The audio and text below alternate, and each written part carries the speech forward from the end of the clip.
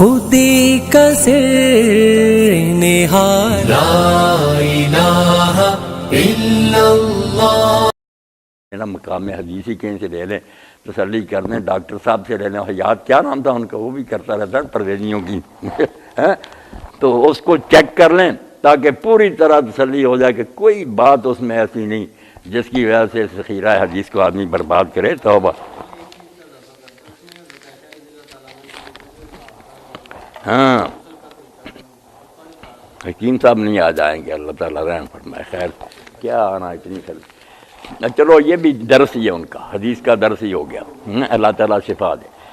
کہ عمر مومن عائشہ رضی اللہ تعالیٰ عنہ کے پاس نہ آئے دو آدمی، انہوں نے غسل کا طریقہ پوچھا تو انہوں نے پھر نہ پردہ لٹکا کر غسل کیا، تو اس پر اعتراض کرتے ہیں کہ وہ کپڑا باریک تھا، ورنہ اگر باریک نہیں تھا تو انہوں نے پھر کیا دیکھنا تھا، جو مقصد تھا دکھانے کا وہ پورا ہی نہیں ہو سکتا۔ یہ ساری باتیں جھوٹی۔ بات کیا کہ وہ دونوں جو آئے تھے وہ ام المومنین کے محرم تھے، ان کے اپنے بھتیجے اور بانجے تھے، کوئی غیر آدمی نہیں تھا۔ بہت اچھی بات نعیم صاحب نے چھیڑی، وہ دونوں جو ہے نا ان کے لیے وہ کچھ دیکھنا جائز تھا جو محرم دیکھ سکتا۔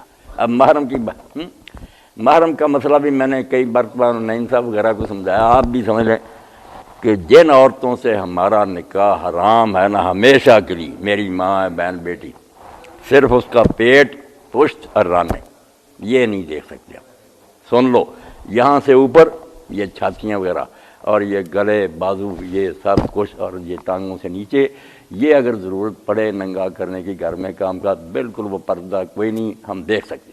آج پہلے مسئلہ سمجھو نا کہ محرم عورت جو ہے اس کا پردہ صرف ہے اس کا بطن، ظہر، پیٹ اور پشت اور یہ رانے، اس کے علاوہ یہاں سے اوپر اور گھٹنوں سے نیچے بالکل یہ ننگے کیے بھی جا سکتے ہیں، ضرورت کے لیے کر رہے ہیں، ویسے کون کرتا۔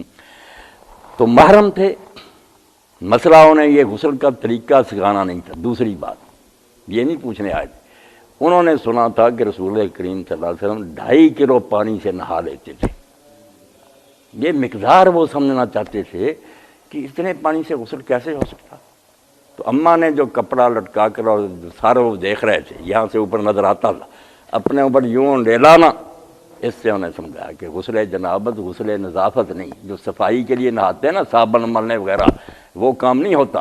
یہاں تو سب نہائے دھوئے ہوتے، خوشبوئیں لگائی ہوتی، صرف منی دھوئیں اور اس کے بعد یہاں اپنے اوپر سے پانی بہا دیں جو سارے بدن پر بہہ جائے تو غسل ہے۔ دو باتیں ذہن میں رکھیں کہ وہ محرم تھے آپ کے، بھتیجا اور بانجا، اور دوسرا صرف مقدار سمجھانی تھی کہ اس طرح پانی بہا دو، اس پر لمبے چوڑے تکلف کی ضرورت نہیں، وہ صاف پانی سے غسل کا طریقہ۔